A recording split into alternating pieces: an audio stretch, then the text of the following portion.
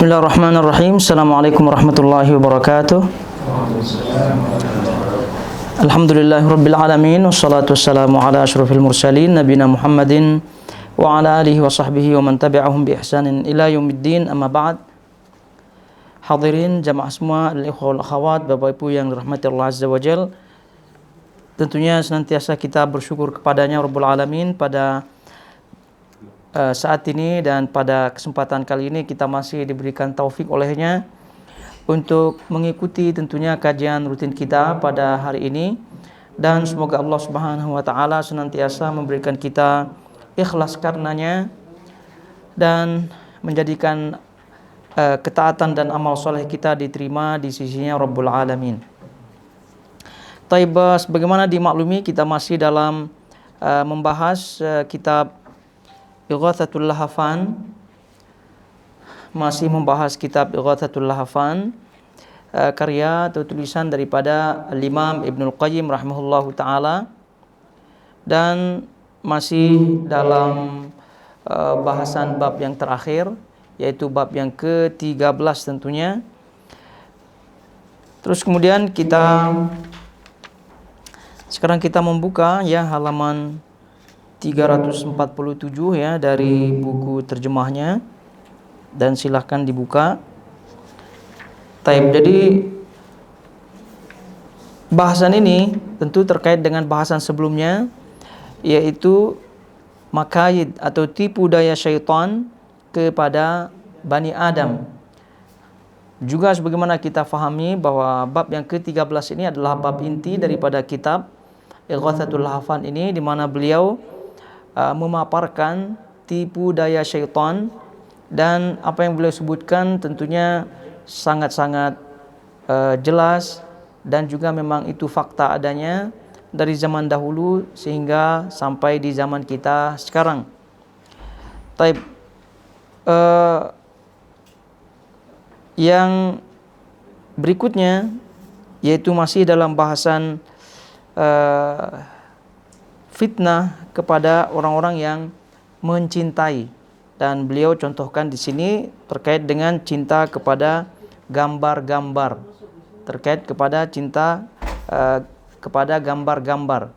Kalau tidak, yang pernah kita sebutkan bahwa fitnah cinta dan mencintai ini tidak terbatas hanya kepada gambar-gambar saja, tapi kepada seluruh kehidupan dunia ini, baik itu gambar atau harta, kemudian wanita, keluarga, dan semuanya yang tergolong duniawi itu masuk ke dalam fitnah cinta dan mencintai yang beliau sebutkan. Taib, kita baca berikutnya halaman 347.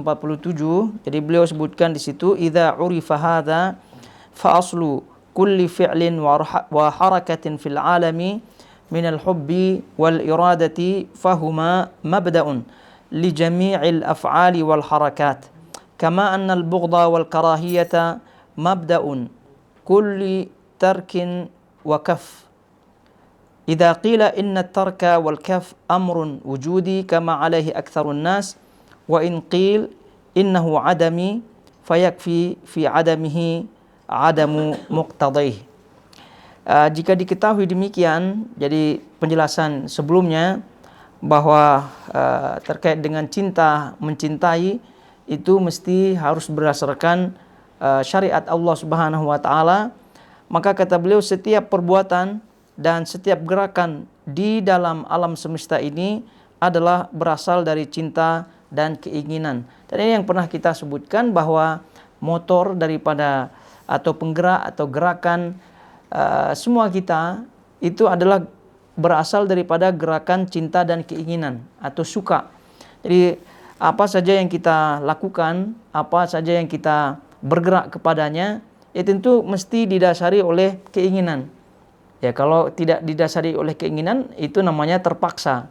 Oleh karena itu dalam hukum syariat terpaksa itu tidak masuk ke dalamnya, tidak masuk ke dalam hukum atau suatu hal yang masuk ke dalam udzur apabila orang itu terpaksa oleh sesuatu.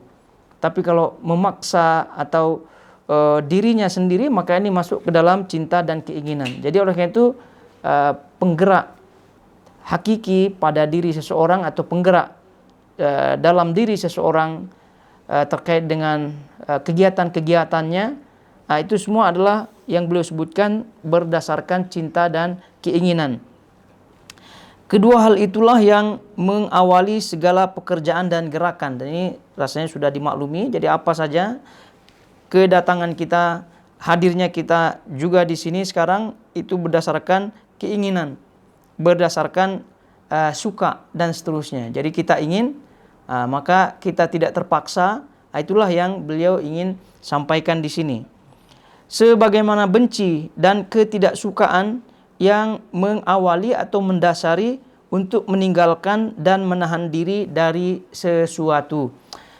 Jadi ini beliau sebagai mukaddimah bahwa apabila kita fahami seluruh gerakan atau tidak bergerak, aktivitas dan juga tidak beraktivitas, itu dasarnya ada dua, dasarnya adalah keinginan dan dasarnya adalah tidak ingin. Itu saja, ingin dan tidak ingin. Nah, cuma nanti beliau akan sampaikan bahwa keinginan dan tidak ingin, suka dan tidak suka, ini bergantung motivasinya. Dia suka karena apa, dia tidak suka karena apa. Jadi dilihat dari situ. Jadi apabila dia suka, itu karena Allah, suka karena lillahi ta'ala, ya maka sukanya ini masuk dalam kategori suka yang pahala. Dan ini semua masuk ke dalam rujukan hadis innamal a'malu binniyat. Hadis innamal a'malu binniyat. Jadi innamal a'malu binniyat wa innamal likulli imri'in ma nawa. Jadi setiap orang itu sesuai dengan niatnya, dia dapatkan sesuai dengan niatnya. Jadi kalau niatnya itu duniawi semata, maka tentu dia akan mendapatkan duniawi. Kemudian apabila niatnya adalah ukhrawi lillahi ta'ala, maka dia akan mendapatkan lillahi ta'ala. Namun duniawi maupun ukhrawi itu kalau kita membahas secara umum, itu masuk dalam kategori keinginan, masuk dalam kategori suka. Sehingga dengan suka ada keinginan, ada cinta, itu dia bergerak. Jadi karena itu seorang muslim dalam memahami hal ini, maka janganlah pernah gerakan-gerakannya itu tidak termotivasi oleh lillahi ta'ala, tidak termotivasi oleh nilai ibadah. Karena sayang sekali apabila gerakan-gerakannya dari buka pintu sampai menutup pintu kembali, kemudian tidak mendapatkan nilai ibadah. Jadi poinnya tadi kita sebutkan bahwa gerakan, semuanya gerakan, mau duniawi lah, ukhrawi lah, lillahi ta'ala lah, tidak lillahi ta'ala, semua itu didasari atas keinginan. Didasari atas keinginan. Itu makhluk yang bernyawa semuanya masuk ke dalam kategori, mau manusia, mau binatang, itu semua masuk dalam kategori ini. Dalam gerakannya, dalam aktivitasnya, itu semua didorong oleh keinginan. Dia beraktivitas didorong oleh keinginan, dia tidak beraktivitas dihalangi oleh ketidakinginannya. Namun poinnya adalah bagi seorang muslim itu tidak demikian semudah itu, artinya dia memahami bahwasanya kehidupannya ini kan wujudnya dia dalam dunia ini kan untuk ibadah. Wa ma khalaqtul jinna wal insa illa liya'budun. Tidaklah aku menciptakan jin dan manusia melainkan untuk ibadah. Berarti ibadah ini adalah pembeda antara seorang yang beriman dengan orang yang tidak beriman, dengan pembeda antara orang yang muslim yang memahami hakikat wujudnya di dunia ini dengan muslim yang tidak paham wujudnya di dunia ini. Jadi seorang muslim yang tidak paham wujud dirinya di dunia ini, dia beraktivitas ya hanya sekedar keinginan saja. Tanpa ada memetik buah pahala, tanpa ada nilai ibadah dalam aktivitasnya. Tetapi seorang muslim yang memahami hakikat wujud dia di dunia ini, maka sama-sama keinginan, namun keinginannya itu terarah kepada nilai-nilai ibadah, terarah kepada nilai-nilai ibadah. Maka kita ingat juga terkait dengan merubah niat dari niat hal-hal yang mubah, hal-hal yang awalnya bernilai mubah itu bisa bernilai ibadah. Jadi switch, merubah nilai hal-hal yang mubah menjadi nilai ibadah. Dan ini hanya bergantung pada niatnya, Dan ini pernah kita sampaikan bahwa niat ini sangat-sangat berpengaruh kepada nilai atau kepada hakikat perbuatan seseorang. Jadi tetap dia bergerak, tetap dia beraktivitas karena keinginan, karena suka, tetap itu. Tapi hasilnya atau nilainya atau hakikatnya itu yang membedakan tadi kita sebutkan antara muslim yang faham wujudnya, keberadaannya di dunia dengan yang tidak paham. Ya, yang tidak paham lagi-lagi kita sebutkan ya keinginannya saja. Jadi happy-happy saja gitu. Ya dapatnya juga happy-happy gitu kan. Nah, dan itu juga yang dinyatakan oleh Nabi SAW. Faman kanat hijratuhu lidunya yusibuha aw imra'atin yankihuha fa hijratuhu ila ma hajara ilaih. Jadi barang siapa yang hijrah karena niat duniawi atau karena niat wanita yang dia ingin nikahi, maka dia pun mendapatkan nilai niat seperti itu. Nah, jadi happy-happy niatnya ya happy-happy. Tapi lagi-lagi seorang muslim tidak demikian. Motivasinya tetap lillahi ta'ala, bergerak berdasarkan keinginan, bergerak berdasarkan memang dia suka, tapi nilai ibadahnya itu mesti harus ada. Jadi apa saja gerakannya, Nah, jangankan kerja gitu kan, yang setiap hari kita pergi ke office lah dan seterusnya, itu sudah pasti jangan sampai terlewatkan nilai-nilai ibadah di situ. Atau sedang kita olahraga misalnya pun masukkan nilai-nilai ibadah di situ, ya supaya apa yang menjadi gerakannya itu menjadi gerakan yang bernilai ibadah. Kemudian kata beliau rahimahullahu taala, "Wat tahqiq anna tarka naw'an. Tarkun huwa amrun wujudi wa huwa kaffun nafsi wa man'uha wa habsuha 'anil fi'li fa hadha sababuhu amrun wujudi wa tarkun huwa adamun mahdun fa hadha yakfihi adamu al-muqtadi." Cinta menggerakkan seorang pecinta untuk mencari yang dicintainya, dan kecintaannya akan sempurna manakala ia telah mendapatkannya.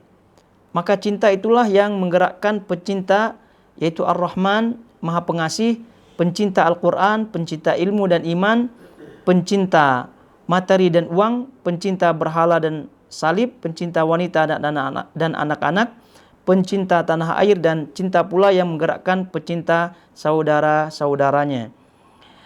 Jadi apa yang tadi kita baca dari teks Arabnya,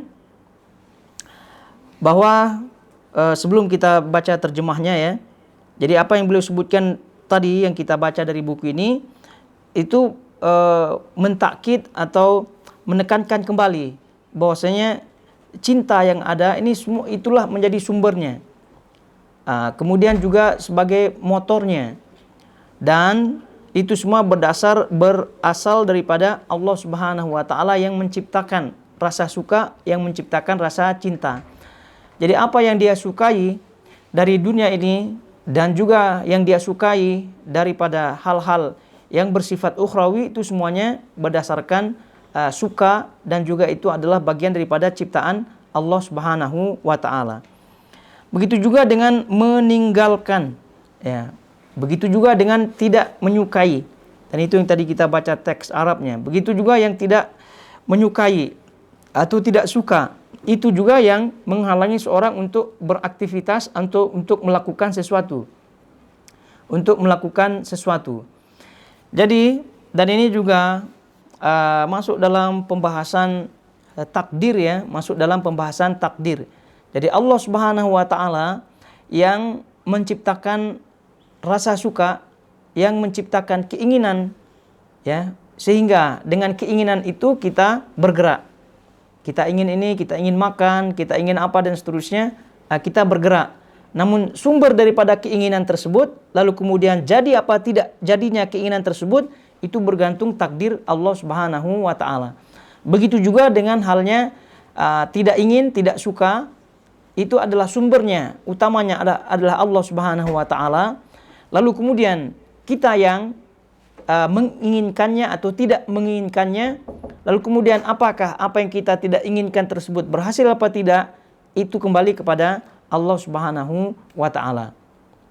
Jadi ini dasar sebagai manusia terlebih dahulu, namun setelah kita fahami hal ini, Jadi seorang muslim itu hendaknya apa yang dia inginkan, apa yang tidak diinginkan, itu semua adalah berdasarkan lillahi ta'ala. Berdasarkan lillahi ta'ala. Sehingga kehidupannya tentram, sejahtera. Ini masalahnya suka tidak karu-karuan sehingga membutakan. Lalu kemudian tidak suka, tidak karu-karuan sehingga emosi yang sembarangan. Akhirnya kepalanya tidak lagi dingin, namun kepalanya panas terus. Sehingga apapun yang dilakukannya itu sudah tidak benar lagi dan juga terjerumus ke dalam hal-hal yang membinasakannya. Naudzubillah min dzalik. Jadi oleh karena itu apabila kita memahami dasar seperti ini pada hakikatnya kita membaca manusia secara umum dan diri kita secara khusus. Karena apa yang beliau bahas ini adalah manusia secara umum dan tidak terbatas dengan satu manusia dengan manusia yang lain, tidak. Jadi seluruh manusia berlaku, seluruh makhluk berlaku. Cuma bedanya antara makhluk satu dengan makhluk yang lain adalah iman dan juga ilmu. Dengan iman dan ilmu dia akan membedakan antara aktivitas, satu beraktivitas sama-sama beraktivitas, misal beraktivitas olahraga sama-sama di lapangan yang sama, begitu kan? Main bola sama-sama satu tim, namun rupa-rupanya setelah selesai satu mendapatkan pahala, satu mendapatkan happy-happy saja. Ya, karena tidak bukan karena niatnya tadi.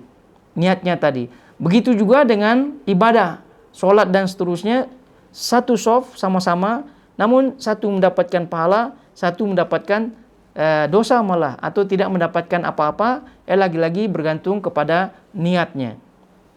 Jadi kembali kepada niat, apakah niat tersebut lillahi ta'ala atau selainnya. Kemudian kata beliau rahimahullahu ta'ala, hatinya akan tergerak kepada yang dicintainya dari hal-hal di atas. Ya, maksudnya duniawi yang tadi disebutkan. Hatinya tergerak saat yang dicintainya disebutkan dan tidak tergerak ketika disebutkan yang lainnya. Ini semua adalah beliau sebagai mukaddimah, ini adalah sifat manusia secara dasar manusiawinya, Jadi dia akan tergerak. Sebab itulah dia ada ego di situ. Jadi kalau yang disebut adalah yang disukainya, maka dia semangat. Kalau yang tidak disebut itu adalah yang tidak disukainya, maka dia tidak semangat. Ada ego di situ, yang mana egonya itu berdasarkan cinta, suka dan benci, yang dia tidak sukai dan apa yang dia suka, begitu. Ya sama juga dengan menunjukkan egoisme ya, atau seorang itu ingin dia saja yang dia kedepankan atau yang dia utamakan. Contoh misalnya ada foto ya, foto orang banyak begitu, gambar orang banyak, siapa yang pertama kali yang dicari? Ya kalau sudah confirm ada dirinya, pasti dirinya yang dia cari kan? Itu fakta. Kalau dia memang sudah confirm tidak ada dalam foto tersebut, pasti yang dia cari di foto tersebut adalah orang yang dia cintai. Mungkin anaknya, mungkin istrinya, mungkin saudaranya, begitu kan? Ini menunjukkan itu adalah manusiawi dan apa yang beliau sebutkan ini adalah fakta. Bahwa apa yang dia sukai itu yang menggerakkannya. Itu tidak salah. Itu tidak salah tentunya. Namun ini adalah dasar kita bergerak, ya, bergerak dan dasar kita dalam mensikapi sesuatu. Jadi ketika kita bergerak lalu kemudian apakah itu sesuai dengan keinginan Allah Subhanahu wa taala apa tidak, maka kita teruskan. Tapi kalau tidak ya maka terpaksa kita tidak teruskan. Kemudian kata beliau rahimahullahu taala, karena itu engkau dapati pecinta wanita dan anak-anak, pencinta nyanyian dan Al-Qur'an dan Quran syaitan, maksud lagu-lagu, mereka tidak tergerak hatinya ketika mendengarkan ilmu dan kesaksian iman, juga tidak ketika dibacakan Al-Qur'an. Tetapi saat disebutkan yang dicintainya, serta merta bangkitlah jiwanya, tergeraklah lahir batinnya, karena rindu dan menikmati yang dicintainya, meski sekedar disebut namanya. Ini juga tadi fakta-fakta sifat manusiawi yang tadi kita sebutkan ini berlaku kepada seluruh manusia ya, seluruh manusia. Ada egonya itu. Jadi egonya itu yang dia kedepankan adalah hal-hal yang dia sukai, hal-hal yang dia cintai, itu saja. Ya contoh ringan yang sangat-sangat simpel tadi kita sebutkan, ada foto, ada gambar. Ya pasti yang dia cari adalah dirinya atau kalau tidak ada orang-orang yang terdekat dengannya. Itu udah pasti, itu udah confirm. Bohong kalau dia bilang misalnya kalau dia lihat foto lalu kemudian dia cari orang lain, bohong itu, bohong. Jadi oleh karena itu ini juga berlaku kepada cinta-cinta yang lain, suka-suka yang lain. Sehingga apabila kesukaannya bertentangan dengan syariat, maka ini ibarat air dengan minyak. Jadi dia tidak akan bisa bersatu, tidak bisa bersatu. Oleh karena itu orang yang suka nyanyi-nyanyian, begitu kan? Suka nyanyi-nyanyian, maka itu sudah otomatis dia tidak bisa bersatu dalam hatinya Quran. Ya, bohong kalau dia menyatakan, oh dia ahli nyanyi, dia penyanyi, dia suka mendengar nyanyian-nyanyian. Lalu kemudian dalam waktu yang sama saya juga suka Al-Quran katanya. Itu klaim bohong. Klaim bohong, itu tidak bisa. Jadi minyak dan air itu tidak bisa bersatu. Sebagaimana halnya kalau tadi kita sebutkan gambar tadi, lalu kemudian oh tidak, saya tidak mencari saya sendiri, tidak mencari, itu bohong juga. Itu bohong. Jadi oleh karena itu ini sudah menjadi fakta. Nih apa yang beliau sebutkan ini kita diberikan fondasi terlebih dahulu kaidah kepada diri manusia yang setiap manusia itu tidak bisa membantah bahwasanya sudah ada pada dirinya hal-hal tersebut. Sudah ada pada dirinya hal tersebut. Maka sebab itulah ini apa yang disebut beliau kaidah atau teori yang beliau sebutkan itu sudah fakta. Jadi tidak bisa dibantah. Tidak bisa dibantah bahwasanya sudah ada dalam diri dan sifat manusia. Lalu kemudian datang kita tiba-tiba membantah, tidak, pada diri saya mungkin itu pengecualian. Bolehlah manusia yang lain seperti apa yang disebutkan olehnya. Tapi bagi saya itu tidak masuk. Ini berarti menunjukkan bahwasanya benar-benar dia masuk ke dalam apa yang disebutkan, karena ego itu menunjukkan apa yang beliau sebutkan ini sesuai pada dirinya. Sesuai pada dirinya. Jadi oleh karena itu cinta, kemudian itu yang mendasari ego seseorang, itu tak masalah karena memang itu adalah sifat tabii ya, sifat yang mendasar pada diri manusia.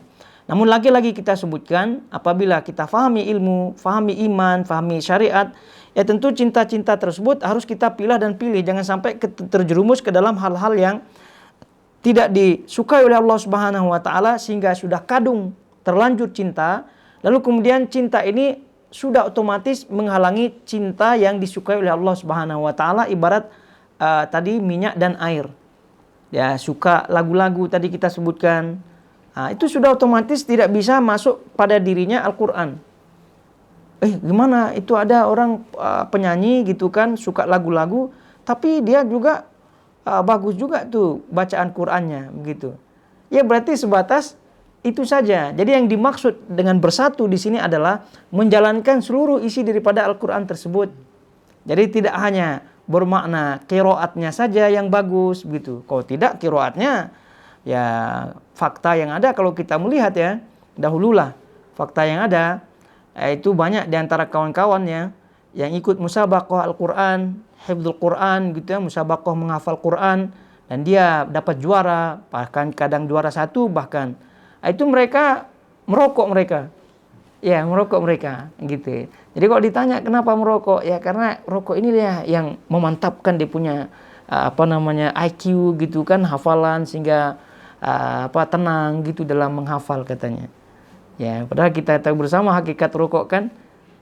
Jadi apakah ini dinamakan bersatu apa tidak? Ini dalam satu sisi rokok kan tidak benar. Dari sisi lain ini Al-Quran.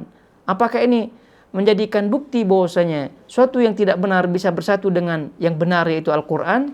Itu sama sekali tidak.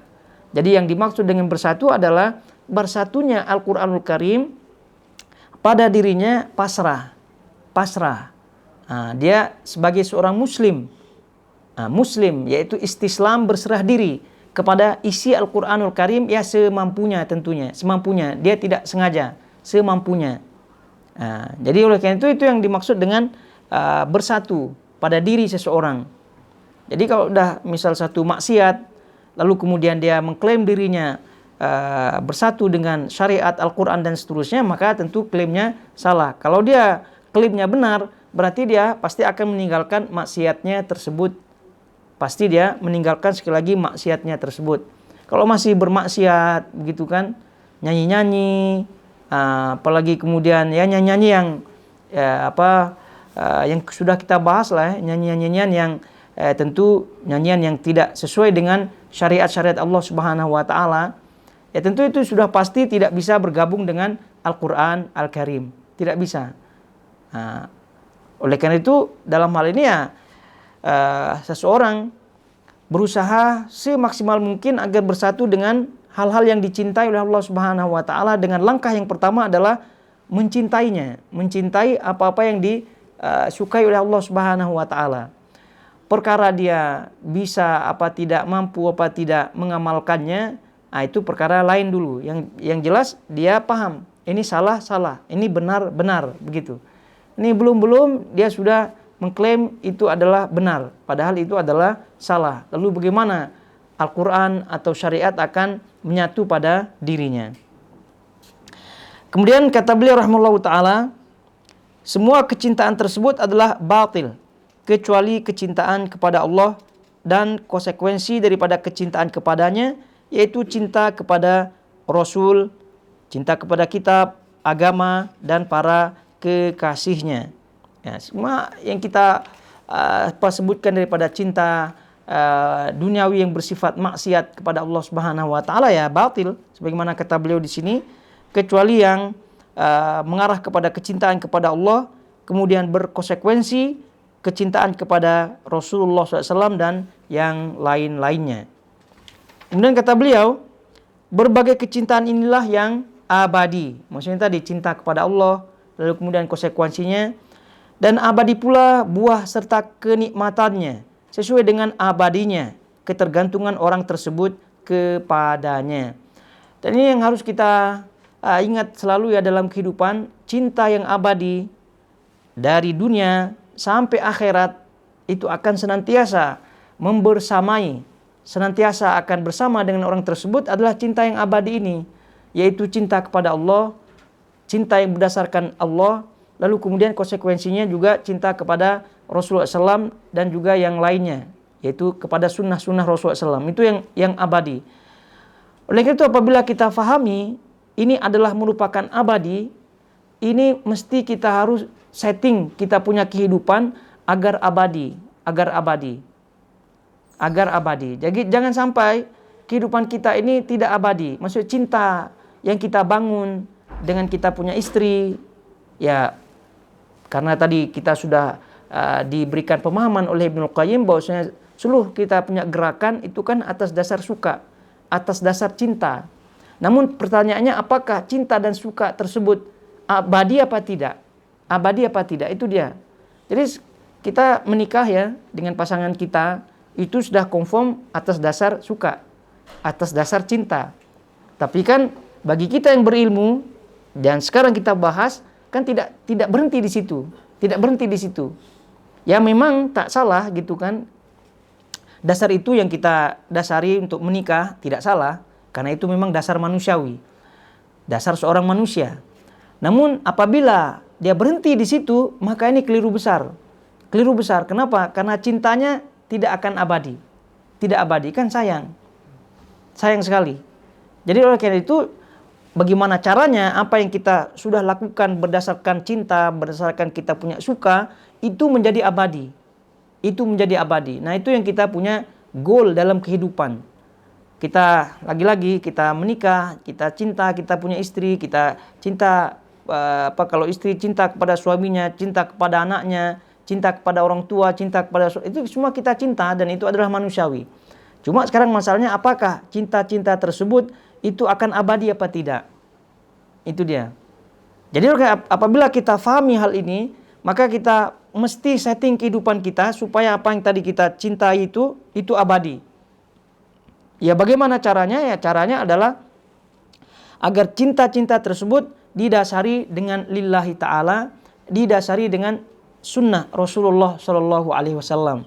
Jadi maknanya apa? Dalam rumah tangga misalnya apabila ada kekeliruan, ya jangan kita diam. Udah jelas kelirunya terkait dengan syariat Allah Subhanahu wa taala, diam. Itu berarti udah confirm itu bukan atas dasar cinta yang abadi, tidak. Yang sering kita contohkan misal kalau ada istrinya masih juga tidak menutup aurat, ya berarti ya cinta suaminya itu kepada istri yang tidak menutup aurat atau anak yang tidak menutup aurat, ya berarti sebatas cinta duniawi saja. Dia tidak akan abadi. Dah mati selesai. Dan bisa-bisa jadi, boleh-boleh jadi nanti dia akan saling tuntut nanti di akhirat. Itu akan menjadi bumerang tentunya.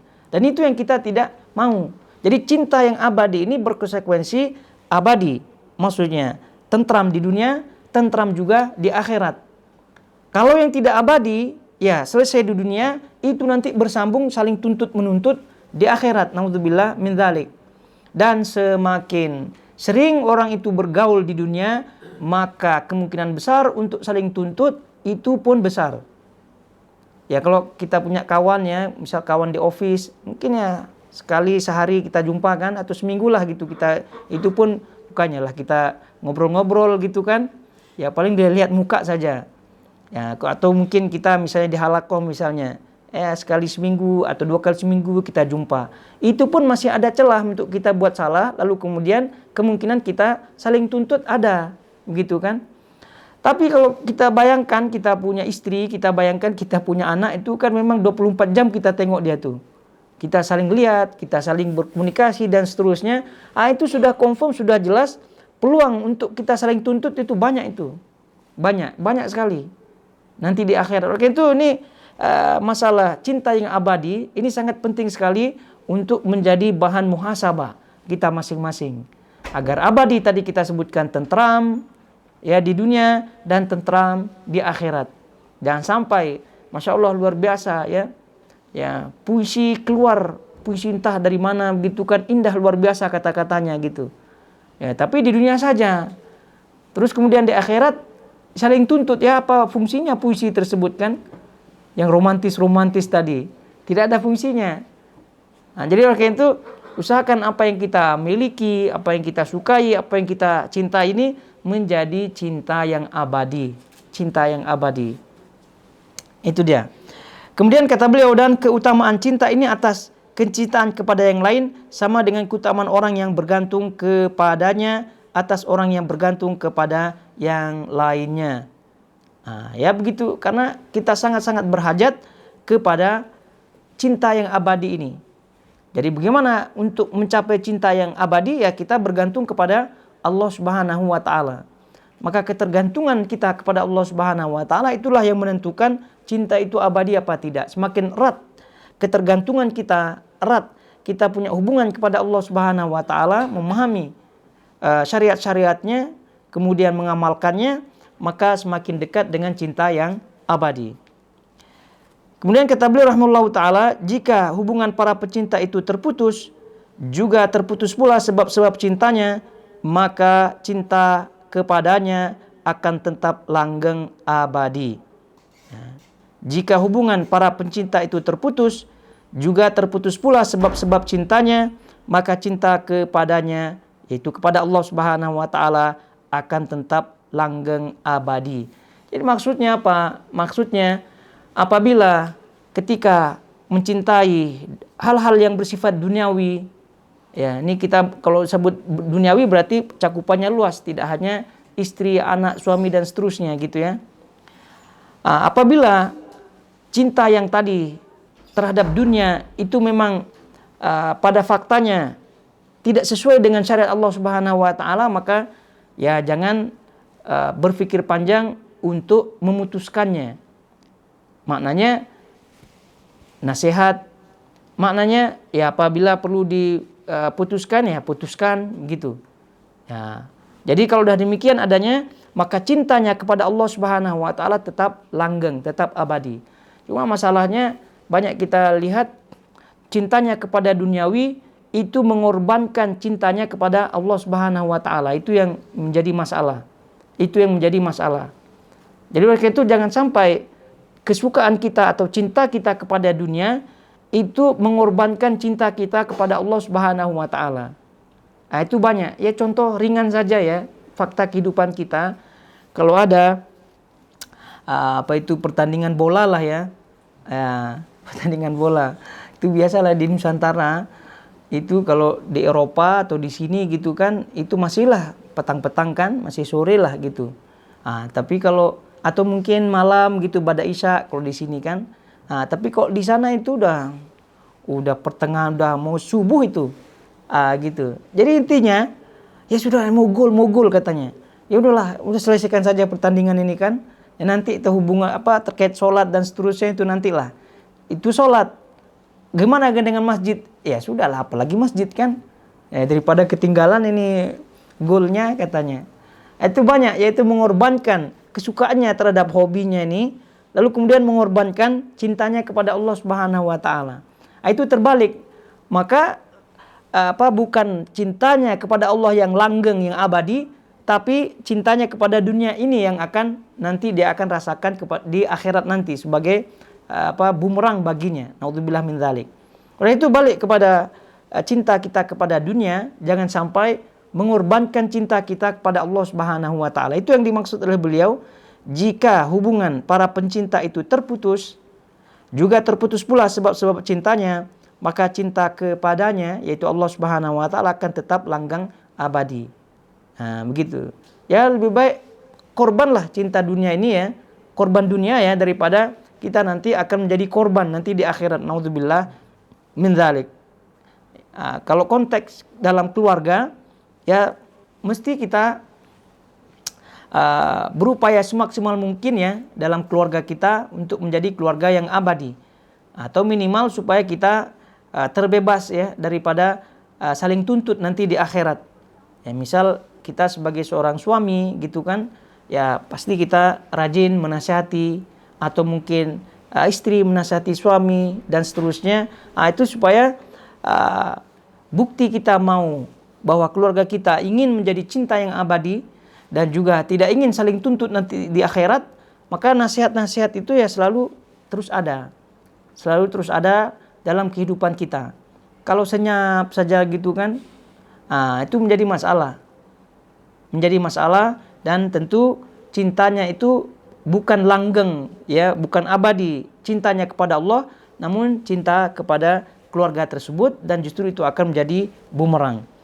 Allah berfirman dalam surah Al-Baqarah ayat 166, beliau sebutkan di situ ya, "Idz tabarra'a alladziina tubi'u minal ladziina taba'u wa ra'ul 'adzaba wa taqatta'at bihimul asbab." Yaitu ketika orang-orang yang diikuti itu berlepas diri dari orang-orang yang mengikutinya, dan mereka melihat siksa, dan ketika segala hubungan antara mereka terputus sama sekali. Ya tentu ini bersifat umum ayat ini, ya terutama mereka-mereka yang diikuti. Syaitan, ya sudah jelas ya, lalu kemudian syaitan dari jin, syaitan daripada manusia. Yang diikuti, yang memiliki pengikut. Jadi nanti kan mereka akan berlepas diri pengikutnya, atau yang diikuti berlepas diri daripada yang mengikuti, yaitu terutama syaitan. Syaitan ya nanti akan di akhirat akan berlepas diri tentu kepada kita manusia ini. Dan juga orang-orang yang mengikuti syaitan sehingga diikuti oleh manusia-manusia yang lain pun akan berlepas diri. Jadi itu yang sering kita sebutkan, kehidupan kita nanti di akhirat kan nafsi-nafsi.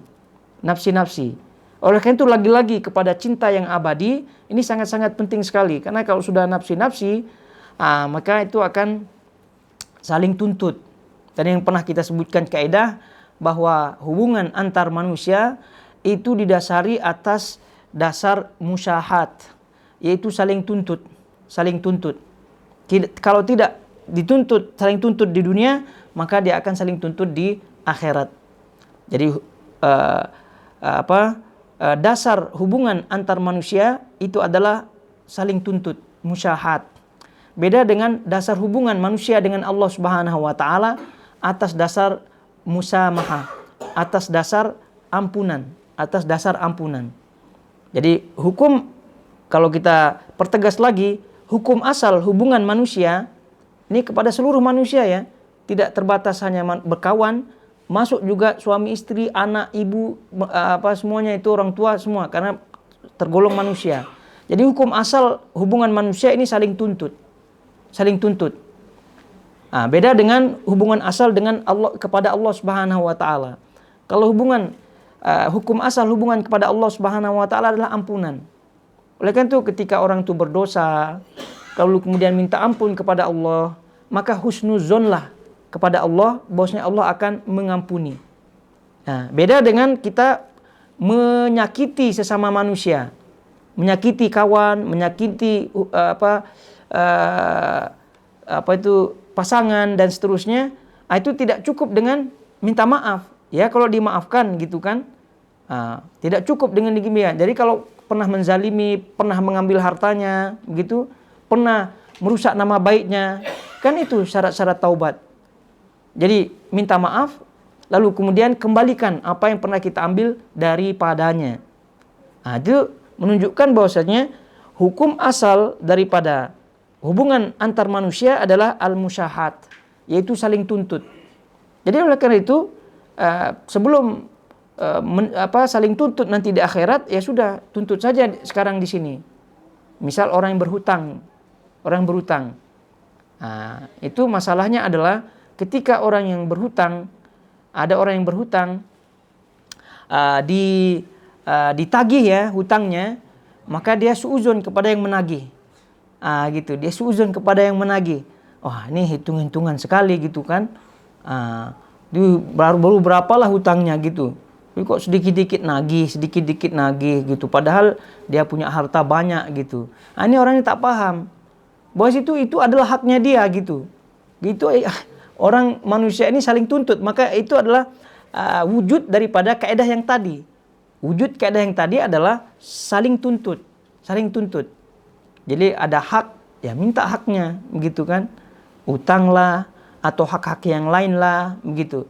Perkara dapat apa tidak, itu cerita lain. Berarti kalau kita tidak mendapatkan hak kita di dunia, nanti dituntut di akhirat. Tetap itu akan terjadi saling tuntut di dunia. Kalau sudah selesai di dunia, alhamdulillah. Kalau tidak selesai, nanti akan dituntut di akhirat. Itu dia hubungan antar manusia. Tapi lagi tadi kita sebutkan, kalau hubungan antar manusia kepada Allah Subhanahu wa taala adalah dasarnya adalah ampunan. Oleh karena itu kalau kita pahami kaidah dasar hubungan antar manusia, hubungan dasar dengan Allah Subhanahu wa taala ini, kita betul-betul semangat ketika berdoa kepada Allah Subhanahu wa taala, minta ampun kepada Allah, itu semangatlah di situ. Husnuzonlah di situ. Kemudian yakinlah di situ. Karena memang itu adalah hukum asal kita berhubungan dengan Allah Subhanahu wa taala adalah ampunannya. Jadi kan itu kalau ada seorang yang malas-malasan minta ampun, lalu kemudian berdoa pun tidak pernah begitu. Ini manusia yang merugi sekali karena masih ada hidup, maka kesempatan itu kita betul-betul pergunakan. Kita minta kepada Allah Subhanahu wa taala. Ya beda dengan manusia. Namanya juga manusia ya. Semakin kita minta manusia tersebut, ya makin menjauh dia. Makin bosan dia. Ini kok minta-minta terus gitu kan. Tapi kalau Allah Subhanahu wa taala itu ceritanya lain. Justru kalau kita minta ampun lah, minta apalah hajat-hajat yang lain, itu makin suka. Karena itu tadi kita sebutkan dasar hukum asalnya itu memang lain memang. Ya, bagaimana tidak lain, ini satu makhluk, ini satu khalik. Ini satu yang diciptakan, ini satu yang menciptakan. Baik, kembali kepada buku. Kata beliau rahimahullahu taala, al-ashab atau al-asbab dalam ayat di atas menurut Atha, yaitu al-asbab dalam ayat tadi 166 surah Al-Baqarah, yaitu disebut hubungan antara mereka terputus, segala hubungan antara mereka terputus sama sekali. Al-asbab dalam ayat di atas menurut Atha berdasarkan keterangan Ibnu Abbas radhiyallahu taala anhuma berarti kecintaan. Mujahid berkata artinya hubungan antar mereka di dunia. Ad-Dhahhak berkata hubungan keluargaan mereka terputus dan tempat mereka di neraka berpencar di mana-mana. Abu Soleh berkata artinya amal perbuatan mereka. Kemudian kata beliau semua pendapat di atas adalah benar. Ya karena kaidahnya ya dalam kaidah tafsir apabila tafsiran-tafsiran yang ada yang berlainan, lalu kemudian ikhtilaf ulama dalam tafsir ini, tafsirnya ini, apabila semua tafsir tersebut tidak menyelisihi syariat, kemudian sejalan dengan syariat, maka semua tafsir tersebut diambil. Kecuali kalau memang bertentangan sama sekali, ya berarti harus dipilih salah satunya. Tapi kalau semuanya masuk sejalan dengan syariat, maka semuanya diambil, Ya seperti hal ini kan perbedaan pandangan di sini. Al-asbab, apa maksudnya di situ? Ada yang mengatakan cinta, ada hubungan keluarga dan seterusnya. Kata beliau, semua pendapat di atas adalah benar. Sebab al-asbab berarti hubungan antar mereka di dunia dan sesuatu yang amat mereka butuhkan kemudian terputus. Itu nanti tentu di akhirat ya. Ayat ini menggambarkan keadaan nanti di akhirat ketika orang itu berlepas diri, ya. Karena ini menunjukkan bahwa cintanya tidak abadi, berarti kan berlepas diri. Lalu kemudian tampak di hadapannya azab, neraka dan seterusnya. Wa taqatta'at bihimul asbab. Sebab-sebab antara mereka terputus. Maknanya apa? Pada waktu itu dia berhajat sekali dengan cinta atau dengan hal-hal yang akan menyelamatkan dirinya. Jadi asbab di situ maksud segala hal yang menyelamatkan dirinya di dunia. Jadi apa yang dia cintai di dunia dan seterusnya, itu kan sebenarnya diharapkan untuk menyelamatkan dirinya nanti di akhirat. Namun rupa-rupanya itu semua terputus. Yang tadi misal suaminya gitu kan, yang dia di dunia menjadi menjadi tulang punggung keluarga atau menjadi pelindungnya gitu kan, tapi rupa-rupanya di akhirat itu tak berguna sedikit pun. Atau misalnya apalah, kalau bahasanya di sini wastah ya, wastah. Kalau bahasa kita nih ordal ya, orang dalam. Itu dia kalau di dunia mungkin itu mujarab ya, di dunia mungkin mujarab, wastah lah, ordal lah, itu di dunia mujarab. Tapi di akhirat rupanya wa taqatta'at bihimul asbab. Jadi hubungan antara mereka terputus sama sekali. Maknanya tidak abadi. Jadi tidak ada yang mampu menyelamatkan dia daripada azab yang dia lihat di depan matanya, tidak ada. Jadi itu yang sangat-sangat kasihan sekali ketika seseorang yang dia harap-harapkan begitu kan sebagai penolongnya, lalu kemudian berlepas diri dan semua apa yang diharapkan terputus. Semua yang kira-kira diharapkan sebagai penyelamatnya itu sama sekali tidak berguna sedikit pun. Itu naudzubillah min dzalik. Itu gambaran yang begitu jelas ya, pada hakikatnya ini gambaran yang nanti akan pasti terjadi di akhirat. Oleh karena itu Al-Qur'an Al-Karim tentunya telah menggambarkannya keadaan ya nanti di akhirat, walaupun detail-detailnya ya tentu bagaimanapun gambarannya ya tidak akan sampai ya. Tapi cukup dengan gambaran ayat ini kita menggambarkan keadaan pada waktu itu ya, kita lah ya dalam muhasabah diri kita. Kita bayangkan kita berdiri, kita bayangkan kita harap seseorang yang kita agungkan, yang kita cintai di dunia, lalu kemudian yang mengatakan hubungan kita sudah putus. Kita tidak ada hubungan sedikit pun. Kecewa apa tidak? Ya kecewalah, begitu kan? Sudah kecewa, tidak cukup sampai kekecewaan tersebut ya. Tidak cukup. Dia berlanjut kepada melihat azab. Ya kalau kecewa-kecewa saja, lalu kemudian tidak ada azab sih mungkin ya cukup dengan kecewa ya. Tapi rupa-rupanya ada azab yang menanti. Ada neraka yang menanti. Nah ketika kita melihat neraka atau azab tersebut, ya pasti otak bermain lagi. Kepada siapa lagi yang kita akan mengharap? Ya mungkin fulan, mungkin ini, mungkin itu. Yang kita ingat di dunia gitu kan. Memiliki kekuatan, memiliki kedudukan gitu kan di dunia. Rupa-rupanya itu semua terputus sama sekali. Itu bayangkan gimana keadaan seseorang seperti itu. Sudahlah keadaan genting seperti itu, diputus sebelah pihak gitu kan. Lalu kemudian tidak ada sama sekali hal-hal yang bisa diharapkan untuk menyelamatkan daripada azab yang sudah ada di depan mata. Naudzubillah min dzalik. Sebab itulah cinta yang abadi, tadi konsep cinta yang abadi atau membangun konsep cinta yang abadi di dunia itu sangat-sangat penting sekali. Ini tidak bisa menjadi hal-hal atau tidak bisa diremehkan ya. Jadi apapun yang ada di dunia ini, terutama kawan, ya, terus kemudian keluarga, itu kalau tidak menjadi cinta abadi, ya seperti ini. Nanti berlepas diri, lalu kemudian ya tidak bisa diharapkan sama sekali dalam dalam menyelamatkan. Dan itu yang pernah kita juga sebutkan ya, beliau sebutkan di halaman berikutnya, kita ulang baca surah Az-Zukhruf ayat 67. Al-akhillau yawma idzin ba'duhum li ba'din aduwwun illal muttaqin. Teman-teman akrab pada hari itu sebagiannya menjadi musuh bagi sebagian yang lain kecuali orang-orang yang bertakwa. Ini maknanya kalau udah sampai menjadi musuh, ya berarti tidak abadi cintanya. Kalau udah sampai musuh, ya berarti bumerang baginya.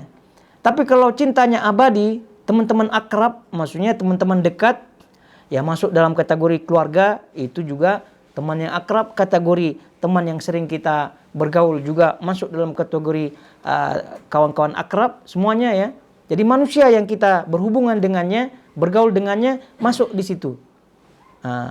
Jadi apabila konsep cinta yang abadi ini tidak kita jalankan, kita tidak bangun, ya menjadi musuh. Menjadi musuh. Bayangkan betapa banyak musuh kita nanti di akhirat, nauzubillah min zalik. Gitu kan. Oleh karena itu konsep cinta yang abadi di dalam pergaulan kita, ini mesti kita harus bangun. Kita harus bangun. Jadi sayang, 1000 kawan kita ya, rupa-rupanya itu tidak ada cinta yang abadi satupun. Karena itu hanya berdasarkan dunia saja kawannya, akhirnya nanti saling tuntut juga nanti yang 1000 itu. Itu kalau 1000. Ya kalau lebih bagaimana? Apalagi sekarang di dunia maya ya, temannya itu bisa berjuta-juta itu kalau kalau famous ya orangnya. Banyak kawan-kawannya, puluhan ribu, 10.000 kawannya. Nah itu kalau salah posting sedikit tuh hatersnya lah, pembenci-pembencinya itu masuk juga. Jadi karena itu sangat-sangat hati-hati. Jadi kalau kita pahami konsep seperti ini, maka kita akan sangat-sangat hati-hati bergerak ya, bergaul terutama di dunia ini, baik dunia maya maupun dunia nyata. Karena gambaran Al-Qur'anul Karim itu sudah jelas dan sudah pasti adanya. Sudah pasti adanya. Jadi itulah nikmat kita menjadi seorang Islam, seorang Muslim, di mana Al-Qur'anul Karim itu adalah kalamullah yang pasti terjadi. Pasti terjadi dan tidak ada keraguan sedikit pun. Dan apa yang Al-Quran gambarkan, ya mudah kita pahami. Contoh ayat ini, ayat 166 ini. Ketika orang-orang diikuti itu berlepas diri dari orang-orang yang mengikutinya. Ketika orang-orang itu cintanya bertepuk sebelah tangan lah, kira-kira demikian. Cintanya bertepuk sebelah tangan. Gimana tidak bertepuk sebelah tangan? Rupanya yang dia ikuti itu berlepas diri dari pengikutnya. Itu kan bertepuk sebelah tangan. Dan mereka melihat siksa. Dan ketika segala hubungan antara mereka terputus sama sekali. Ini sangat jelas sekali ayat-ayat seperti ini. Dan itu sudah pasti akan terjadi. Kemudian kata beliau, adapun orang-orang ahli tauhid dan mereka yang ikhlas kepada Allah, maka hubungan mereka itu akan tetap tersambung. Nah, itu dia. Kita ulangi, adapun orang-orang ahli tauhid dan mereka yang ikhlas kepada Allah, maka hubungan mereka itu akan tetap tersambung. Dan ini yang disebut dengan cinta yang abadi. Nah, dan ini yang kita sebut tadi pergaulan yang berdasarkan takwa kepada Allah Subhanahu wa taala. Ia akan kekal segala zat, ia akan kekal sekekal zat yang disembah dan dicintainya. Sebab hubungan itu tergantung kepada yang dijadikan sandaran, baik dalam kekekalan maupun keterputusan. Kalau pergaulannya itu berdasarkan Allah Subhanahu wa taala, yang mana Allah adalah zat yang kekal, maka pergaulannya pun akan kekal abadi, sekekal zat yang berdasarkan itu mereka bergaul. Tapi kalau dalam pergaulannya itu tidak berdasarkan zat yang kekal, ya maka tentu pergaulannya atau hubungannya pun tidak akan kekal abadi. Itu dia. Jadi oleh karena itu ayol akhwat ini simple ya. Tapi apabila kita memahami, lalu kemudian kita meresapi dan kemudian kita muhasabah, insya Allah akan menjadikan kita punya hubungan atau kita punya pergaulan itu insya Allah akan berkualitas. Berkualitas dalam arti abadi yang kita kejar. Nah, jadi kalau tidak berkualitas ya banyaknya saja, namun rupa-rupanya menjadi musuh nanti di akhirat. Naudzubillah min dzalik.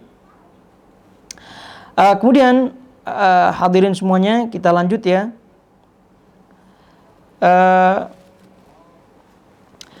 Kata beliau, disebut di situ dasar kecintaan yang terpuji. Jika hal di atas telah jelas, ya apa yang tadi dijelaskan, maka diketahui bahwa dasar kecintaan yang terpuji yang diperintahkan Allah dan yang karenanya dia, yaitu Allah Subhanahu wa taala menciptakan makhluknya adalah kecintaan kepadanya semata dan tidak menyekutukannya dengan suatu apapun yang mengandung penyembahan kepadanya dan tidak kepada yang lain. Dan sungguh ibadah tersebut mengandung puncak kecintaan dan menghinakan diri sepenuhnya, dan hal itu tidak patut kecuali bagi Allah semata.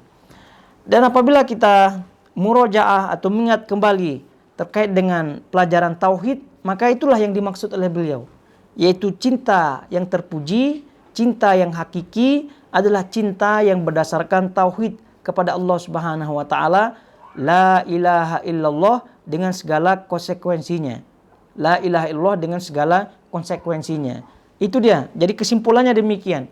Jadi cinta yang terpuji, cinta yang hakiki adalah cinta yang bermakna la ilaha illallah, yaitu tauhid kepada Allah Subhanahu wa taala dengan segala konsekuensinya.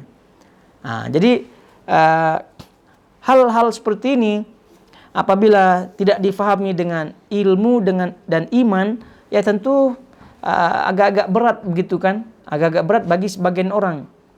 Jadi bagaimana mungkin orang akan mengamalkan hal ini? Arti bayangannya kalau kita amalkan seperti ini ya berarti cinta-cintanya kepada yang lain, duniawi yang lain itu cinta yang istilahnya rasanya tawar gitu kan. Kalau makanan itu tidak ada garamnya gitu. Jadi gimana jadinya? Ya karena memang dia tidak biasakan. Jadi contoh real ya, contoh nyata dalam perwujudan cinta yang hakiki yang terpuji ini adalah contohnya adalah para sahabat-sahabat Nabi Shallallahu Alaihi Wasallam. Itu mereka. Kenapa mereka menjadi manusia yang top ya? Setelah Nabi SAW ya mereka yang paling top. Sahabat-sahabat Nabi SAW khairun nas, sebaik-baik manusia.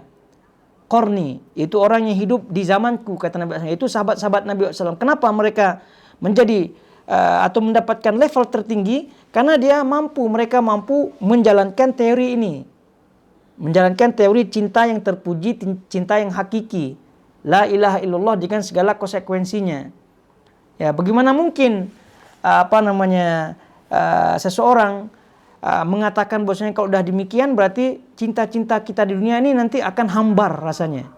Tidak demikian. Jadi wujudnya adalah seperti sahabat-sahabat Nabi SAW. Mereka memiliki pasangan, memiliki istri, memiliki anak, memiliki harta, memiliki dunia, begitu kan? Tapi apa yang mereka miliki ini itu tidak membutakan mereka. Nah, itu yang dimaksud adalah cinta yang terpuji. Contoh saja ada di antara mereka seperti riwayat Hanzalah misalnya, gitu kan? Di mana malam pertama dia menikah, malam pertama ya kita tahulah, begitu kan? Malam pertama itu yang dinanti-nanti oleh seorang manusia, gitu kan? Rupanya baru malam pertama saja dia sudah diseru untuk berjihad fisabilillah tanpa pikir panjang, begitu kan? Tanpa pikir panjang dia langsung pergi ikut berjihad fisabilillah dan belum sempat mandi junub. Itu bayangkan. Itu yang dimaksud dengan cinta yang terpuji, yang hakiki yang kita bahas. Oleh karena itu tidak heran mereka sahabat itu ada levelnya tertinggi. Gitu, levelnya tertinggi. Level yang memang sudah. Oleh karena itu kita ya berusahalah. Kalau tidak tidak sempurna mereka, ya paling tidak kita ada cita-cita menuju itu. Ini belum gitu kan sudah, ini kalau udah gini ya gitu-gitu amat sih kehidupannya gitu kan. Ya agak gimana gitu. Ya kita akan enjoy lah kehidupan ini kan, begitu. Enjoy kehidupan ini. Ya betul, siapa juga yang menyebutkan kita tidak enjoy ya dunia ini. Wala tansa nasibaka minad dunya. Itu kata Allah, jangan lupa bagianmu di dunia. Maknanya apa? Kita disuruh enjoy. Tapi tadi lagi-lagi bukan berarti kita punya enjoy atau menikmati kehidupan, kita lupa akan hakikat wujud kita di dunia ini, yaitu ibadah kepada Allah Subhanahu wa taala. Sehingga tadi kita sebutkan cinta yang terpuji, cinta yang hakiki sudah ada contohnya di kalangan sahabat-sahabat Nabi SAW. Ya contoh tadi sahabat yang belum mandi junub gitu kan malam pertama, ya udah disuruh berjihad dia begitu. Rupanya ya sampai jihad peperangan beliau meninggal, sehingga tidak heran beliau dimandikan oleh malaikat Ghasil al-malaika Hanzalah gitu kan, yang dimandikan jenazahnya. Padahal orang yang mati syahid kan tidak dimandikan kan, dikuburkan apa adanya. Tiba-tiba dia seorang diri yang basah mandi gitu kan. Rupa-rupanya itulah balasan Allah Subhanahu wa taala. Itu berkorban gitu. Itu cinta yang hakiki, itu yang terpuji. Ini baru anaknya merengek gitu, tidak bisa diputuskan. Sudah jelas apa yang direngekkan oleh anaknya itu menyelisih syariat misalnya kan. Susah. Ini baru anaknya tidur nyenyak padahal sudah azan. Bangunkan apa tidak ini ya? Bangunkan apa tidak? Kau bangunkan nanti sayang itu. Nanti sekolah kan kasihan nanti sekolahnya tidur-tidur. Itu pula jadi pertimbangannya. Ya sudah, ukurannya lebih baik dia tidur-tidurlah di sekolahnya kan, daripada dia tidak pergi ke masjid. Itu ukuran cinta yang hakiki sebenarnya. Tapi masalahnya korban seperti ini pun agak berat gitu kan bagi sebagian orang. Sehingga apabila kita baca seperti ini, dia menganggap kehidupan berat-berat amat sih kehidupan orang-orang seperti ini gitu kan. Jadi dia anggapnya bahwasanya kehidupan orang yang bertauhid seperti ini kehidupannya hambar begitu, seperti tadi hambar. Apa ya kenikmatan kehidupan orang seperti ini ya? Kehidupannya Jumat dia mengaji gitu kan, ada halakah lagi gitu. Apa kehidupannya kira-kira? Jadi hal-hal seperti ini adalah pemikiran yang bersifat sementara, dan ini pemikiran yang tidak abadi. Padahal yang namanya kehidupan, apabila kehidupan tersebut menjadi biasa, maka itu kaidahnya kan bahasanya Allah bisa karena biasa gitu kan. Jadi kalau udah biasa itu akan enjoy apapun itu. Hatta orang yang di penjara gitu. Ya mungkin dia mungkin dia seminggu saja itu berat itu. Tapi kalau udah sebulan, udah setahun itu ibarat rumahnya. Malah kalau dia keluar sedih dia. Iya, gitu kan. Jadi ini perkara kebiasaan itu saja. Perkara membiasakan itu saja. Gitu. Karena kaidahnya adalah apabila keluar daripada kebiasaan itu akan berat. Tapi masuk dalam kebiasaan lagi, itu akan ringan. Itu kehidupan. Jadi kehidupan dunia seperti itu. Kita sekarang bayangkan makanan yang enak gitu kan. Misal kita bayangkan steak lah ya. Steak apa yang Turki itu misalnya. Kita pengen sekali gitu kan. Walaupun mahal gitu, pengen gitu. Tapi kalau setiap hari steak saja gitu kan masalah juga. Jadi kehidupan dunia ini apa istilahnya ya? Tidak ada yang abadi. Hatta kesukaan pun kita tidak suka itu terus begitu. Sekarang kita karena misal kita hidup di Qatar gitu kan, makanan Nusantara agak-agak kurang gitu kan. Tempe lah, tahu lah gitu. Itu yang kita suka. Itu yang kita pengen lah gitu. Tapi kalau setiap hari saja itu masalah juga. Tapi kalau seminggu sekali Jumat misalnya, itu lumayan lah. Ya. Ada kode ya. Jadi demikian. Jadi oleh karena itu apa yang disebutkan oleh para ulama sebagai nasihat cinta yang hakiki, cinta ini bukan omong kosong ini. Bukan omong kosong karena kehidupan ini sementara saja. Ya contoh saja kita kerja kan ada usia kerja. Ujung-ujungnya kita akan pensiun misalnya kan. Kalau yang berumur 40 tahun Misal kerjanya sampai 60, ya berarti sampai 20 tahun lah dia kan. Kira-kira kalau tidak ada halangannya. Kalau udah berumur 50, berarti sisa 10. Dan seterusnya, kirakan itu di dunia. Ada batasannya. Kalau umur, itu sudah jelas. Nabi dah katakan, umur umatku antara 60 sampai 70 saja. Dan sangat sedikit yang melampauinya. Nah, kalau hal-hal yang disebutkan oleh para ulama, ini kita enggan atau masih berat-berat gitu kan, atau tidak mencobanya, ya nanti keburu ajal menjemput, keburu ajal sudah tiba, dah penyesalan tidak ada gunanya lagi. Penyesalan tidak ada gunanya lagi. Jadi ini dia, dasar kecintaan yang terpuji adalah tauhid la ilaha illallah dengan konsekuensinya. Jadi kalau ada yang mengatakan, lagi-lagi kita ingatkan, kehidupan seperti ini adalah kehidupan yang hambar, kehidupan yang tawar, begitu, kehidupan yang sama sekali tidak merasakan dunia. Ini bagi mereka yang tidak terbiasa. Tapi kalau sudah terbiasa, justru malah itu adalah enjoy baginya. Dia sangat-sangat menyukai, senang kehidupan seperti itu. Dan wujudnya tadi kita sebutkan sahabat, itu baru Hanzalah. Belum lagi yang lain-lain di antara sahabat-sahabat Nabi SAW, bagaimana pengorbanannya. Luar biasa pengorbanannya. Utsman bin Affan misalnya. Itu dunia akhirat tergabung dalam dirinya. Namun kita melihat fokus kehidupannya adalah akhirat. Sampai beliau terbunuh di rumahnya. Sebagaimana sejarah yang kita fahami bersama. Taib.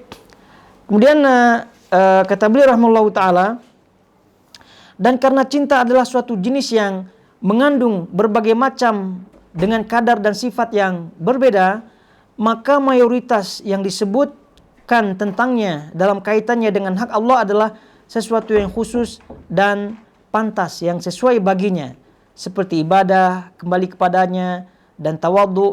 Karena itu di dalamnya tidak disebutkan kata ishq, yaitu cinta yang sangat antara sepasang kekasih.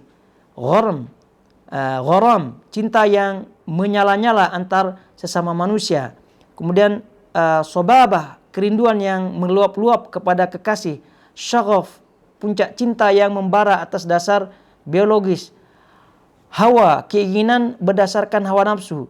Dan untuk cinta kepada Allah terkadang pula disebutkan dengan kata mahabbah.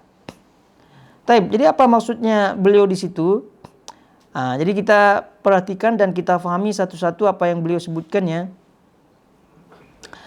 Jadi, dan karena cinta adalah suatu jenis yang mengandung berbagai macam dengan kadar dan sifat yang berbeda, maka mayoritas yang disebut tentangnya dalam kaitannya dengan hak Allah adalah suatu yang khusyuk dan sesuai baginya. Jadi beliau akan menerangkan sekarang ini. Setelah beliau terangkan tadi dasar penggerak kita dalam aktivitas itu adalah cinta ya, suka. Dan tadi kita sebutkan suka ini hasilnya akan berbeda-beda tergantung niatnya. Tadi kita sebutkan kalau lillahi ta'ala dapat lillahi ta'ala. Kalau dunia saja maka cukup dunia. Kemudian setelah itu beliau menjelaskan cinta yang hakiki bagaimana, yaitu tauhid tadi kita sebutkan dengan konsekuensinya. Sekarang beliau menjelaskan cinta itu pun kata beliau mengandung berbagai macam dan kadar dan sifat yang berbeda-beda. Maksudnya dimensinya itu luas sekali.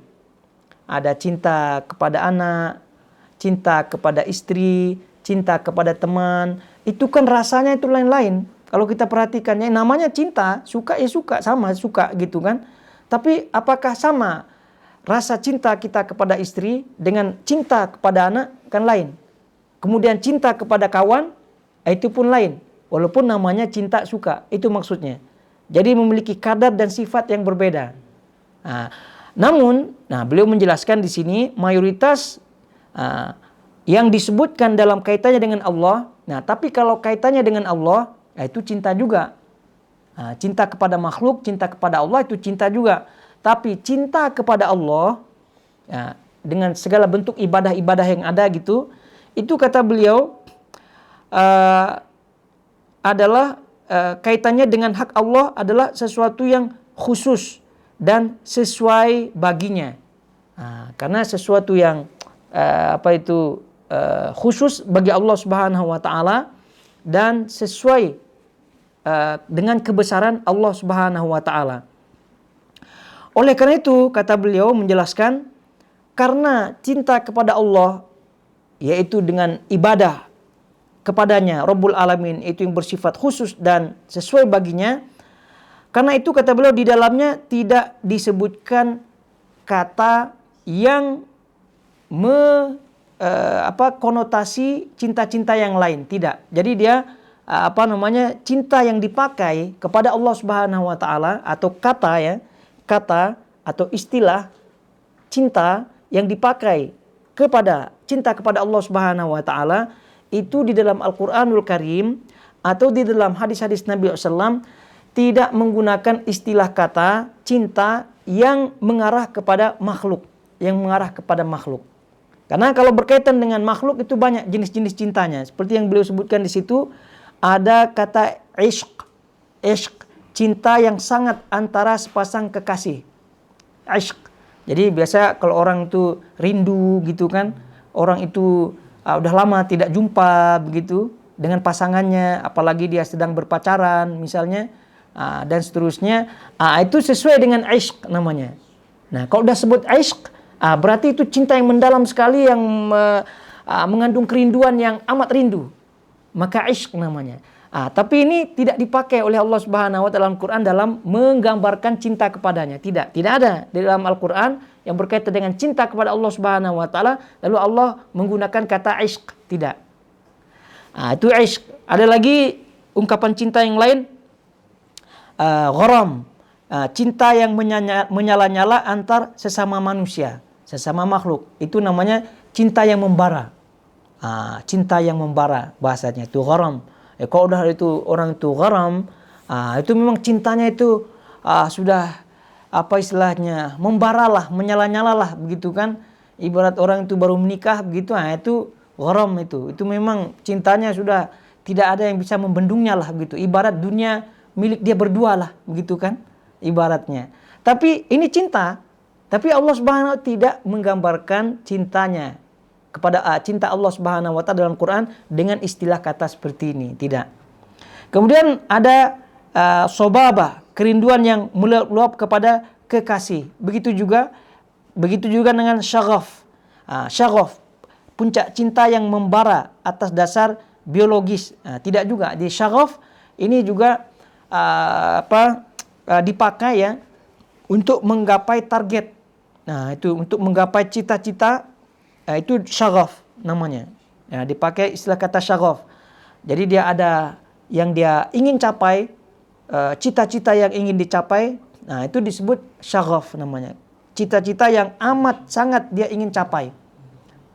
Tapi Allah Subhanahu wa taala tidak menggunakan kata-kata seperti ini. Itu semua berkutat ya kepada makna cinta. Makna cinta. Tapi sekali lagi Allah tidak menggunakannya. Kemudian dan untuk cinta kepada Allah terkadang pula disebutkan dengan kata mahabbah. Sebagaimana firman-Nya, yuhibbuhum wa yuhibbunahu. Yang Allah mencintai mereka dan mereka pun mencintainya. Kemudian qul in kuntum tuhibbunallah fattabi'uni yuhibbukumullah walladzina amanu asyaddu hubban lillah. Jadi maknanya kalau cinta kepada Allah Subhanahu wa taala ini rupanya memakai kata hub, memakai kata mahabbah, hub. Karena kata hub ya, ini adalah kata yang bersifat tengah-tengah, yang memang itu berlaku kepada dua ya, maknanya dua sisi yang mencintai dan sisi yang dicintai. Jadi sama-sama mencintai. Satu yang mencintai ini misal makhluk ya mencintai Allah Subhanahu wa taala, begitu juga dengan Allah Subhanahu wa taala mencintai makhluknya. Itu sama-sama. Tapi kalau apa yang tadi istilah-istilah tadi kadang-kadang tidak sama, kadang-kadang ishq ya, dia rindu ya. Tapi kadang-kadang pasangan laki-lakinya saja yang merasa demikian, tidak dengan pasangan yang lain. Begitu.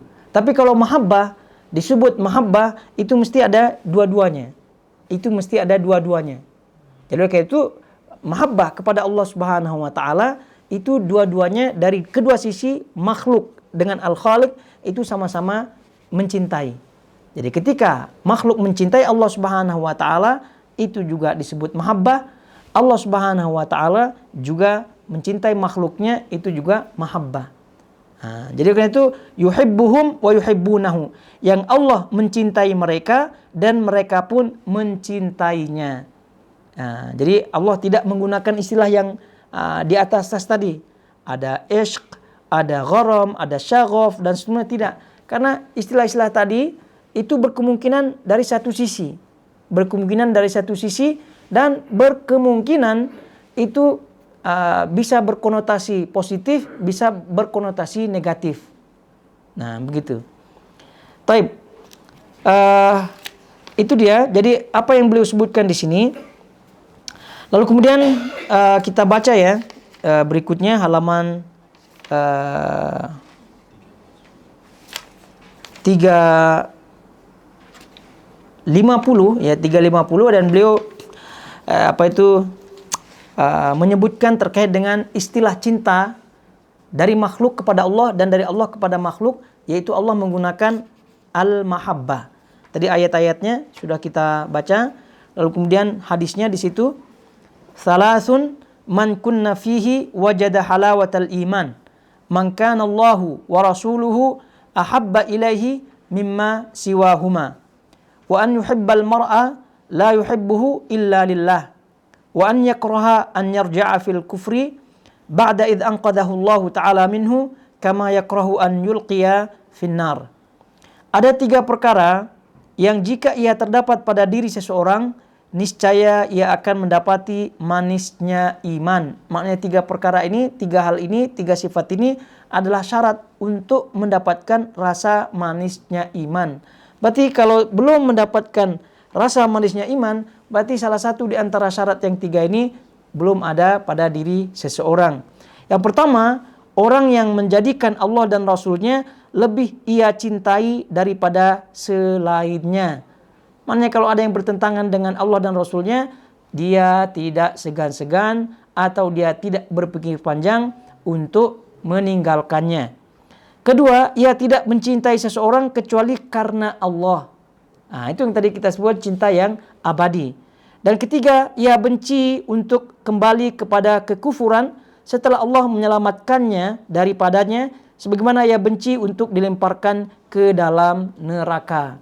Ya, seluruh maksiat, seluruh yang bertentangan dengan Allah Subhanahu wa taala itu dia benci, dia tidak suka. Ini 3 syarat ini, ya tentu kalau dijabarkan banyak sekali ya. Tapi paling tidak ya diingat-ingat saja. Apakah pada diri kita sudah ada 3 syarat ini atau mungkin ada kurang salah satunya, maka silakan kita muhasabah diri supaya manisnya iman itu dirasakan. Jadi kalau manisnya iman itu sudah dirasakan, itu yang dinamakan dengan enjoy dalam kehidupan. Sahabat-sahabat Nabi SAW mereka telah mendapatkan manisnya iman, sehingga pengorbanan-pengorbanan yang tadi kita sebutkan bagi sebagian orang sangat-sangat berat, bagi mereka sangat ringan. Kenapa? Karena mereka telah merasakan manisnya iman. Jadi kalau masih berat gitu kan, kakinya melangkah ke masjid, berarti imannya itu masih terasa pahit ya. Masih pahit imannya. Kalau manis imannya, itu langkahnya akan ringan. Itu mendeteksi apakah sudah merasakan iman itu manis apa tidak, itu apabila kebaikan-kebaikan, ibadah-ibadah ringan dikerjakan. Kalau masih ibadah itu berat dikerjakan, berarti imannya masih pahit. Berarti perlu mengoreksi yang 3 hal ini atau salah satu di antaranya. Kemudian Nabi SAW bersabda, "Walladzi nafsi biyadihi la yu'minu ahadukum hatta akuna ahabba ilaihi min waladihi wa walidihi wan nasi ajma'in." Demi zat yang jiwaku ada di tangannya, tidaklah beriman salah seorang dari kalian, maksudnya tidak sempurna ya. Ini pernah kita jelaskan. Tidak beriman di sini maksudnya bukan menafikan keimanan, tapi menafikan kesempurnaan iman.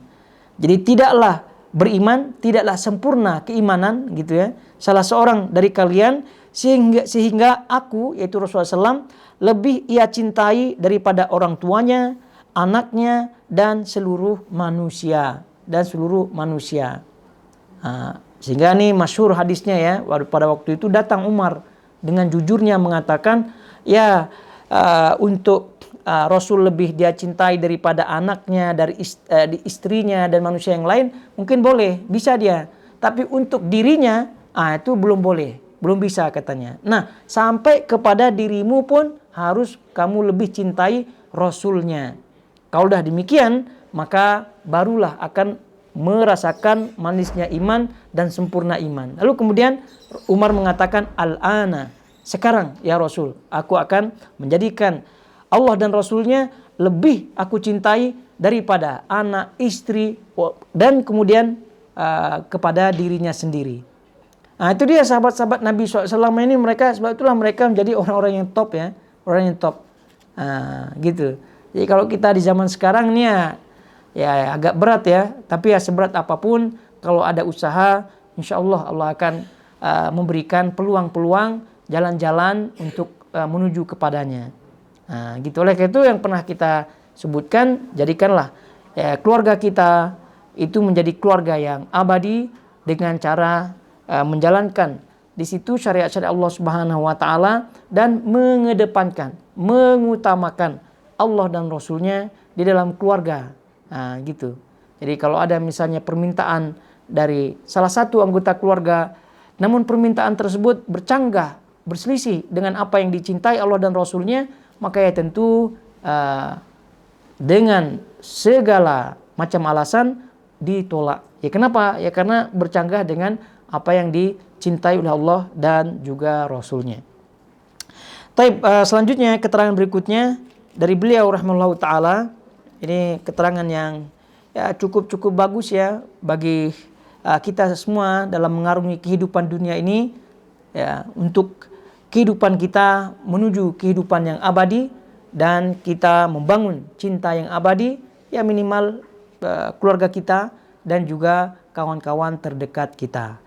Taib, barakallahu fikum semuanya, sampai di sini kiranya semoga Allah Subhanahu wa taala memberikan kita taufik ya untuk membangun cinta yang abadi kepada orang-orang yang di sekeliling kita, sehingga cinta tersebut bermanfaat di dunia dan juga di akhirat kelak. Barakallahu fikum wa sallallahu ala nabiyina Muhammad wa ala alihi wa sahbihi wasallam. Wassalamualaikum warahmatullahi wabarakatuh. Ini pertanyaan ya. Apakah kalau sebagai ibu sudah mendidik agama anak dari bayi sampai remaja, dan ketika anak itu tidak menjalankan agama dengan baik, apakah anak akan menuntut ibu itu di akhirat? Jadi kalau memang benar orang tua sudah mendidik anaknya dengan didikan yang baik, berusaha menasihati ya dengan baik, mendidik dengan baik, maka itu sudah menjadi hujjah bagi anak tersebut dan tidak akan menuntut nanti di akhirat. Kecuali kalau faktanya tidak benar, artinya anaknya tidak diajarkan dengan kebaikan, maka tentu anaknya akan menuntut. Jadi oleh karena itu ada istilah anak durhaka ya, ada istilah anak durhaka, ada istilah orang tua durhaka. Itu jangan salah, dua-duanya ada. Cuma yang terkenal adalah anak durhaka. Jadi al-waladu al-aq, jadi anak yang durhaka. Di situ ada orang tua durhaka, al-abu al-aq, jadi orang tua yang durhaka ada juga. Jadi orang tua yang durhaka adalah orang tua yang tidak mengajarkan anak-anaknya kebaikan agama. Itu adalah termasuk orang tua yang durhaka. Maka kalau masuk kategori orang tua durhaka, maka anaknya akan menuntut nanti di akhirat. Dan tadi dah kita sebutkan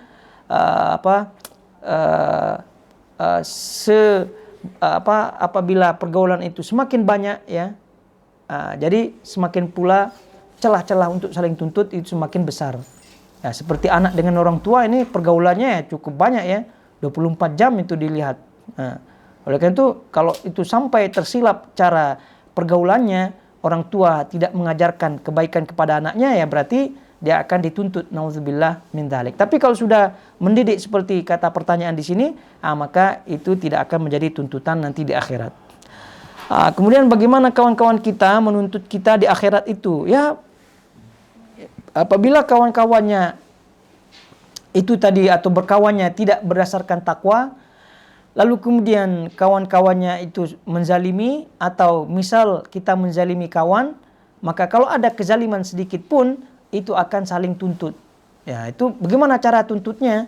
Ya, cara tuntutnya nanti dia akan minta kepada Allah Subhanahu wa taala, fulan pernah menzalimi saya. Fulan pernah begini dan begini di dunia. Nah, begitu. Jadi karena itu dalam hal ini terkait dengan saling tuntut ya. Kita sebagai rakyat kaitannya dengan hubungan dengan pemimpin itu adalah sabar.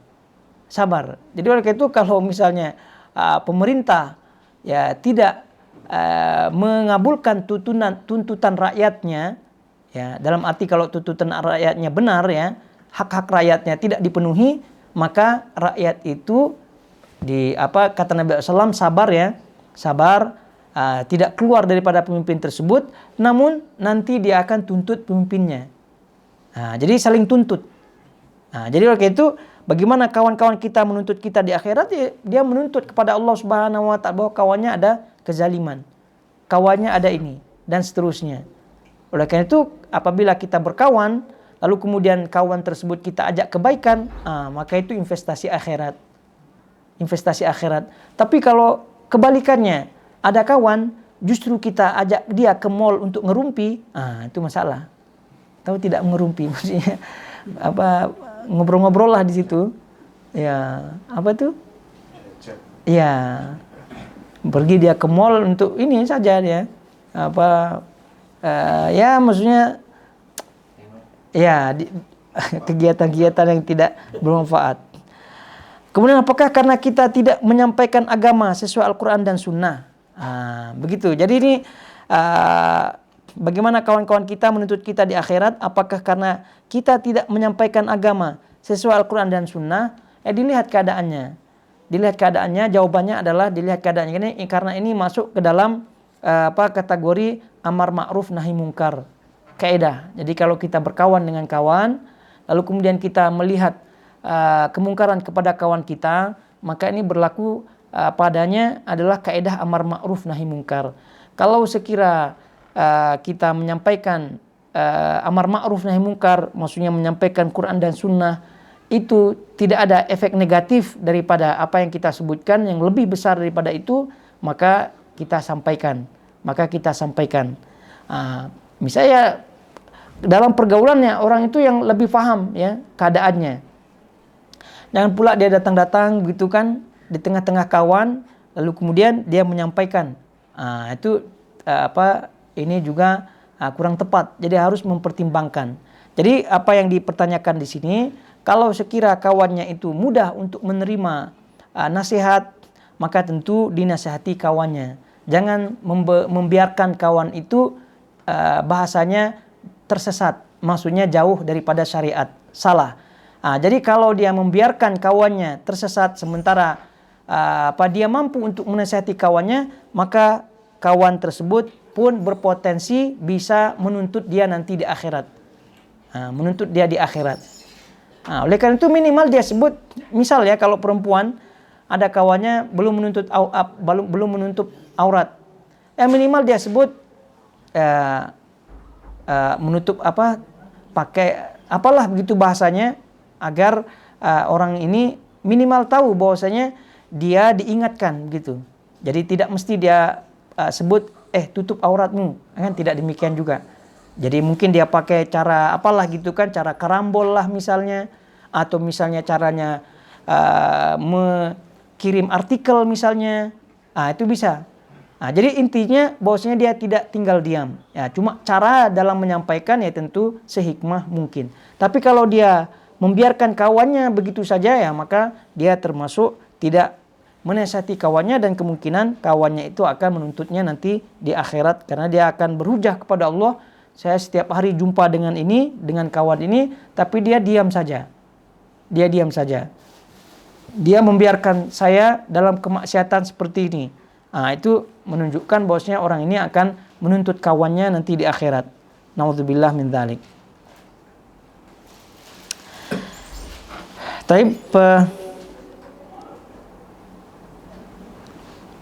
Selesai kiranya ya, tidak ada pertanyaan lagi.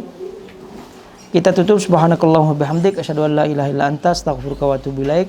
Wassalamualaikum warahmatullahi wabarakatuh.